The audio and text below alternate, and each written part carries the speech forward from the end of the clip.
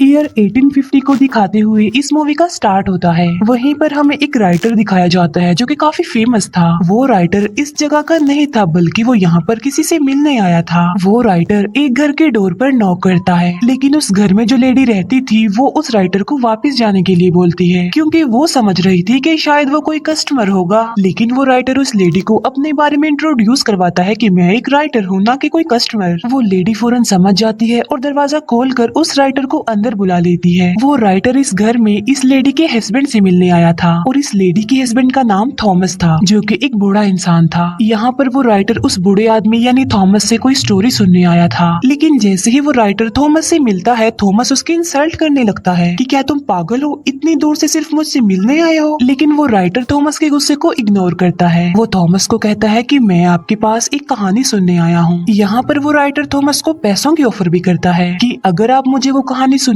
दें तो मैं आपको अपने सारे पैसे दे दूंगा। ये कहते ही वो राइटर थॉमस के सामने अपने सारे पैसे भी रख देता है, लेकिन थॉमस इस ऑफर से साफ इनकार कर देता है और वो उस राइटर को कहता है कि तुम जाओ और गवर्नमेंट हिस्ट्री चेक करो, वहाँ पर तुम्हें वो कहानी मिल जाएगी। लेकिन वो राइटर थॉमस को कहता है कि मैंने वो रियल स्टोरी आपके मुंह से सुननी है, ना कि किसी गवर्नमेंट हिस्ट्री को चेक करना है। ये बात सुनकर थॉमस को राइटर पर गुस्सा आता है और वो उसे वहाँ से जाने के लिए कहता है। साथ साथ थॉमस ये भी कहता है कि मैं कुछ भी नहीं जानता। ये बात सुनकर वो राइटर अपसेट होकर वहाँ से जाने लगता है, लेकिन जो थॉमस की वाइफ होती है वो राइटर को वहाँ से जाने नहीं देती, वो उसका रास्ता रोक लेती है। थॉमस की वाइफ राइटर से माफी भी मांगती है उसके हस्बैंड के बिहेवियर पर। थॉमस की वाइफ राइटर को कहती है कि तुम उसकी किसी भी बात का माइंड मत करना, क्योंकि उस स्टोरी के बारे में थॉमस ने आज तक किसी को भी नहीं बताया, इवन मुझे भी नहीं। और यहाँ पर थॉमस की वाइफ खुद थॉमस के पास जाकर उससे रिक्वेस्ट करती है कि वो अपनी स्टोरी सुनाए और उस इंसिडेंट के बारे में जो उनके साथ पेश आया था। तो फाइनली थॉमस अपनी वाइफ की रिक्वेस्ट सुनकर स्टोरी सुनाने के लिए एग्री हो जाता है। दूसरी बात ये है कि वो लोग काफी गरीब थे, उन्हें पैसों की जरूरत भी थी, इस वजह से भी थॉमस को मानना पड़ता है। थॉमस उस राइटर को अपने पास बुलाता है और उससे कहता है कि मैं तुम्हें सिर्फ उतनी ही स्टोरी सुनाऊंगा जितनी तुम बर्दाश्त कर सकोगे, क्योंकि ये कोई आम बच्चों की कहानी नहीं थी बल्कि ये काफी दुखी कहानी थी। थॉमस बताता है कि ये मेरी लाइफ का एक ऐसा इंसिडेंट था जिसने मुझे चेंज कर दिया। और अब थॉमस अपनी कहानी सुनाना स्टार्ट कर देता है। ये ईयर 1820 होता है। ये उस वक्त की बात है जब समंदर में वेल का शिकार किया जाता था। अब क्योंकि वेल का ऑयल काफी महंगा था, इसीलिए उसका शिकार किया जाता था। उस वक्त काफी लोग वेल के ऑयल का बिजनेस किया करते थे और ये चीज उनमें कोई नॉर्मल नहीं थी, बल्कि लोगों को तो वेल का शिकार करने का, उसका ऑयल निकालने का बहुत ज्यादा क्रेज था। इवन लोग इस बात पर बेट भी लगाया करते थे कि जितने भी शिप समंदर में जा रहे हैं उसमें से ज्यादा ऑयल कौन सा शिप लेकर आएगा। वहीं पर हमें एक पर्सन दिखाया जाता है जिसका नाम होता है ओवेन। ओवेन जो कि एक कंपनी के लिए काम करता था। ओवेन की एक वाइफ भी थी। इसका मतलब ये था कि वो अपनी लाइफ में बहुत खुश था। ओवेन जिस कंपनी के लिए काम किया करता था उनका काम भी ये था कि वो वेल्स का शिकार किया करते थे। जाहिर सी बात है ये कंपनी भी ऑयल हासिल करने के लिए ऐसा किया करती थी। ओवेन उस कंपनी के हेड से मिलता है। वो ओवेन को बताते हैं कि इस बार हम समंदर में वेल का शिकार करने के लिए अपना सबसे एक्सपेंसिव शिप भेजने वाले हैं। वो लोग ओवेन को कहते हैं कि उस शिप का ऑफिसर हम तुम्हें बनाकर भेजने वाले हैं। ये बात सुनकर ओवेन काफी अपसेट हो जाता है, क्योंकि इन लोगों ने ओवेन से प्रॉमिस किया था कि नेक्स्ट टाइम तुम ही कैप्टन बनोगे, लेकिन उन लोगों ने अपना वादा पूरा नहीं किया, क्योंकि वो तो कैप्टन किसी और को बना रहे थे और जिसको वो कैप्टन बनाना चाहते थे उसका नाम जॉर्ज था। जॉर्ज असल में कंपनी के एक ऑनर का बेटा था। इस बार भी कंपनी के वो हेड्स ओवेन से प्रॉमिस करते हैं कि हम नेक्स्ट टाइम तुम्हें ही कैप्टन बनाएंगे। अब क्योंकि ओवेन एक काबिल इंसान था, इसीलिए उसकी सैलरी बढ़ा दी जाती है और इसीलिए ओवेन उनकी ये बात मान लेता है और वो उन लोगों को कहता है कि मुझे रिटर्न फॉर्म में दो कि नेक्स्ट टाइम तुम मुझे ही कैप्टन बनाओगे। फिर हम देखते हैं कि ओवेन अपने सफर पर जाने के लिए तैयारियां वगैरह कर रहा था।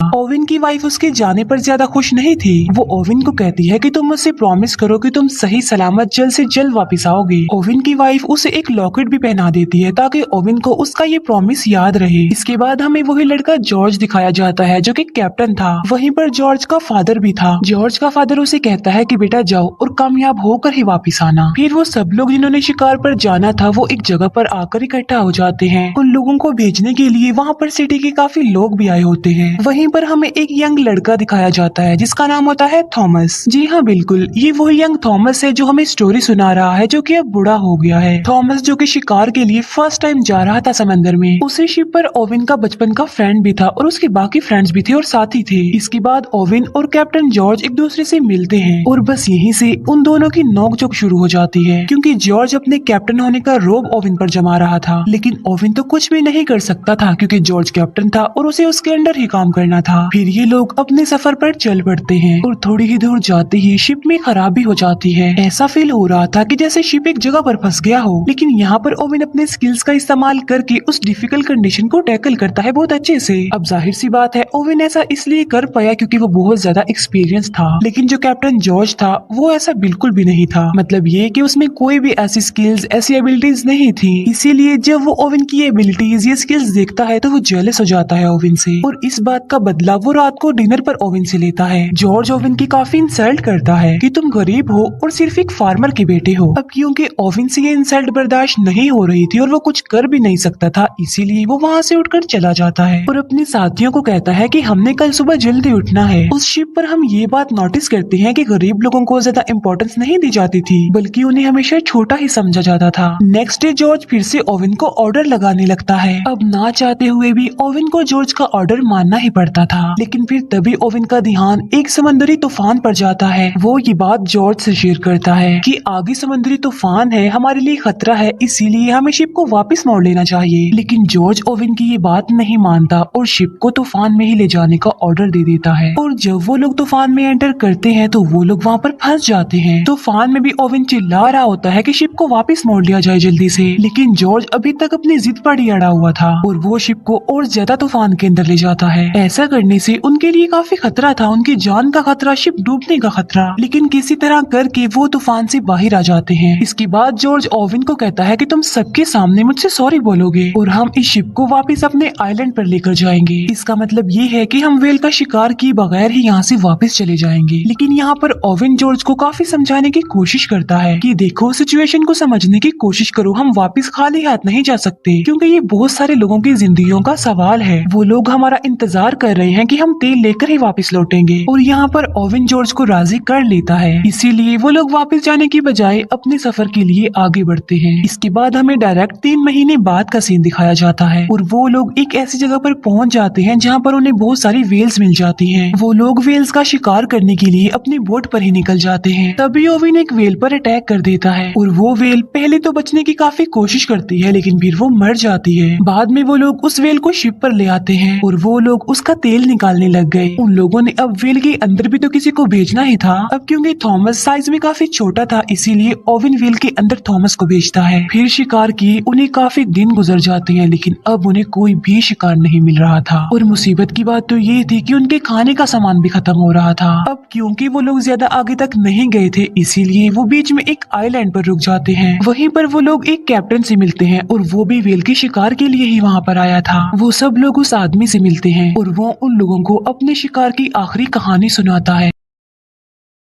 वो बताता है कि हम समंदर के बिल्कुल बीचों बीच आ गए थे जहाँ पर उनका सामना समंदर की सबसे बड़े वेल से हुआ और वो वेल बहुत ज्यादा लंबा और बड़ा था जिसे ग्रेट वेल कहा गया है। लेकिन ग्रेट वेल ने उनके शिप पर अटैक कर दिया जिससे उनका शिप डिस्ट्रॉय हो गया, जिससे कैप्टन का एक हाथ और एक बाजू टूट गया और उसके बाकी साथी भी मर गए। लेकिन वो लोग उसकी बातों को सीरियस नहीं लेते। वो सोच रहे थे कि ये कोई मनगढ़ंत कहानी सुना रहा है, इसीलिए वो कैप्टन वहाँ से चला जाता है। लेकिन अब इन लोगों के दिल में लालच आ गई थी कि हमें भी उस जगह पर जाना चाहिए जहाँ पर वो ग्रेट वेल है। इसके बाद वो उस लोकेशन पर जाने के लिए आगे बढ़ते हैं। फिर हमें डायरेक्ट 14 महीने बाद की कहानी दिखाई जाती है और इतना ज्यादा सफर करने के बाद फाइनली वो उस जगह पर पहुंच जाते हैं जिसका उस कैप्टन ने इन लोगों को बताया था और जहाँ पर वो ग्रेट वेल था। वो सब लोग अपने अपने हथियार लेकर बोट्स लेकर उस जगह पर जाने लगे। अभी वो लोग आगे बढ़ ही रहे होते हैं कि ओवन की बोट पर कोई अटैक कर देता है जिसकी वजह से वो लोग बोट से गिर जाते हैं और यहाँ पर वो लोग फर्स्ट टाइम अपनी आंखों के सामने इतना बड़ा वेल, वो ग्रेट वेल देखते हैं। ये बिल्कुल वैसा ही वेल था जैसे उस कैप्टन ने स्टोरी सुनाई थी, लेकिन वो ग्रेट वेल फिर वहाँ से जाने लगी। लेकिन ओवेन के जो बाकी साथी थे वो अभी तक बोट में ही बैठे हुए थे, इसीलिए मौके का फायदा उठाकर वो एक वेल पर अटैक कर देते हैं, जिससे वो वेल को तो मारने में कामयाब हो जाते हैं। लेकिन उन्हें ऐसा करता देख वो ग्रेट वेल देख लेती है, इसीलिए वो सीधा आकर उनकी शिप पर ही अटैक कर देती है, जिसकी वजह से शिप डूबने लगती है। जॉर्ज भी बोट में बैठा हुआ ये सब कुछ देख रहा था, इसीलिए वो उस वेल को वहीं पर छोड़कर वापस अपने शिप की तरफ आने लगता है। अब क्योंकि उनका शिप डूबने लगा था तो इसीलिए जॉर्ज सबको ऑर्डर देता है कि वो शिप को छोड़ दे जल्दी से। वो सब लोग अब बोट्स में आ गए और जितना भी खाना पीना उनके हाथ लग गया था वो उसे ले लेते हैं। इसके बाद नेक्स्ट मॉर्निंग हम देखते हैं कि वो वहाँ से निकलने के लिए समुद्री मैप को देख रहे थे, लेकिन उन लोगों का वहाँ से निकलना अब काफी मुश्किल हो गया था, क्योंकि वो लोग फिर से एक समुद्री तूफान में फंस चुके थे। इसी तूफान में ओवेन का बचपन का फ्रेंड भी काफी इंजर्ड हो जाता है। अब आहिस्ता आहिस्ता दिन गुजरने लगे। ओवेन अपनी जख्मी फ्रेंड की मदद किया करता था, जबकि ओवेन के बाकी साथियों को वो सिर्फ बोझ ही लग रहा था और कुछ नहीं। इसके बाद हमें एक महीने बाद की स्टोरी दिखाई जाती है, जहाँ पर इन लोगों के पास अब खाना भी खत्म हो गया था। उनकी हालत इतनी ज्यादा खराब हो गई थी कि अनकरीब वो मरने वाले थे। लेकिन तभी उनके एक साथी को जमीन नजर आ जाती है, इसीलिए उन्हें थोड़ी तसल्ली हो जाती है और वो उस जमीन की तरफ जाने लगते हैं। अभी वो लोग बस किनारे तक पहुँचने ही वाले होते हैं कि ओवेन को वहाँ पर कुछ फील होता है, और वो कोई और नहीं बल्कि ग्रेट वेल थी,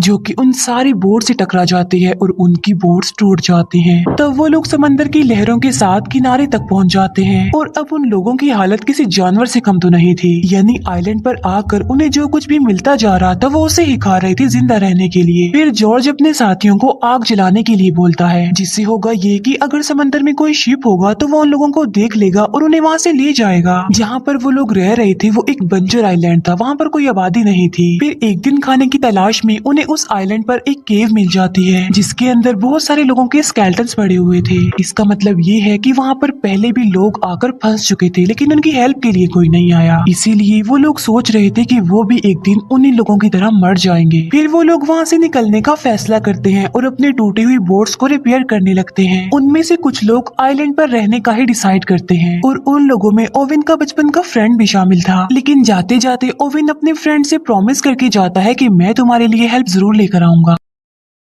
फिर इसके बाद हमें 48 दिन बाद की कहानी दिखाई जाती है, और उन लोगों का काफी बुरा हाल था। खाए पिए बगैर वो लोग बहुत मुश्किल से ही जिंदा थे। और फिर हमें दिखाया जाता है कि उनका एक साथी मर जाता है। तब ओवन का एक फ्रेंड उसकी डेड बॉडी को समंदर में फेंकने वाला था, लेकिन फिर वो लोग एक काफी अजीब चीज डिसाइड करते हैं। वो डिसाइड करते हैं कि हम इसको फेंकेंगे नहीं बल्कि हम इसको खा लेंगे। अब क्योंकि ऐसा करना तो उनके लिए काफी मुश्किल था, लेकिन इसके अलावा उनके पास और कोई ऑप्शन भी तो नहीं था। सब लोग इस बात की वजह से काफी अपसेट भी होते हैं, लेकिन जिंदा रहने के लिए अब उन्हें कुछ तो करना ही था ना, क्योंकि वो एक ऐसी सिचुएशन में फंस गए थे कि वो बिल्कुल बेबस थे। इसीलिए वो अपने उस फ्रेंड को खा लेते हैं, और कहानी फिर वापस से प्रेजेंट टाइम में आ जाती है, जहाँ पर हमें बूढ़ा थॉमस दिखाया जाता है। जहाँ पर थॉमस काफी दुखी था कि उन्हें अपने ही साथियों की डेड बॉडी को खाना पड़ा। लेकिन तभी ओवेन की वाइफ भी वहाँ पर रोती हुई आ जाती है। वो अपने हस्बैंड की दुख भरी कहानी सुनकर और ज्यादा दुखी हो गई थी। फिर वो थॉमस को कहती है कि इसकी आगे की स्टोरी सुनाओ। फिर उस इंसिडेंट के बाद एक महीने बाद का सीन दिखाया जाता है, जहाँ पर ये लोग अभी तक समंदर में फंसे हुए थे और वहीं पर भटक रहे थे। अब क्योंकि भूख की वजह से उनका काफी बुरा हाल था, इसीलिए वो मजबूर होकर सरवाइव करने के लिए आपस में ही एक गेम खेलते हैं, जिस गेम में अगर कोई हार जाता था तो उसे मार दिया जाता था, और बाद में वो सारे साथी मिलकर उसे खा लेते थे। फिर एक दिन वो कैप्टन जॉर्ज हार जाता है। जॉर्ज अपने कजन को गन देकर कहता है कि तुम मुझे शूट कर दो और मुझे मार डालो, लेकिन जॉर्ज का वो कजन उसे शूट करने की बजाय खुद को ही शूट कर लेता है और बाकी लोग उसे खा लेते हैं। फिर एक दिन उन्हें फिर से वही ग्रेट वेल दिखाई जाती है। तब ओवेन उस वेल पर अटैक करने ही वाला होता है कि तभी ओवेन उस वेल की आंख देख लेता है, इसीलिए ओवेन उस वेल पर अटैक नहीं करता और वो भी वहाँ से चली जाती है। फिर काफी दिन बाद एक शिप दिखाया जाता है, और उस शिप के लोग जॉर्ज की बोट को देख लेते हैं, इसीलिए वो लोग उनकी हेल्प करते हैं। और जब शिप का कैप्टन ये देखता है कि बोट में इंसानी हड्डियां पड़ी हुई हैं, तो वो काफी शॉक्ड रह जाता है। और वो बोट जिसमें ओवेन और थॉमस थे थी वो तो दूसरी बोट से अलग हो चुकी थी। ओविन और थॉमस का काफी बुरा हाल था, वो मर रहे थे। लेकिन फिर तभी ओविन की नजर एक शिप पर पड़ती है और वो हेल्प के लिए उस शिप को बुला लेते हैं और फिर इस खतरनाक सिचुएशन से वो बाहर आ जाते हैं। फाइनली उन लोगों को बचा लिया जाता है और कुछ दिनों बाद उन्हें उनके घर पर लाया जाता है, जहाँ पर सिटी के लोग उन लोगों को देखकर काफी हैरान रह जाते हैं क्योंकि उन्होंने तो एक्सपेक्ट किया था कि ये तो कब से ही मर चुके होंगे। वहीं पर ओविन की वाइफ भी उसके लिए वेट कर रही थी। ओविन की वाइफ जल्दी से उसके पास आती है और वो दोनों मिलते हैं। फिर उसी दिन ओविन और थॉमस मिलते हैं, जहाँ पर ओविन थॉमस को निशानी के तौर पर अपने वेल पिन दे देता है। इसके बाद कंपनी के लोग ओविन और जॉर्ज को बुलाते हैं उनसे स्टोरी सुनने के लिए जो उनके साथ समंदर में बीत चुका।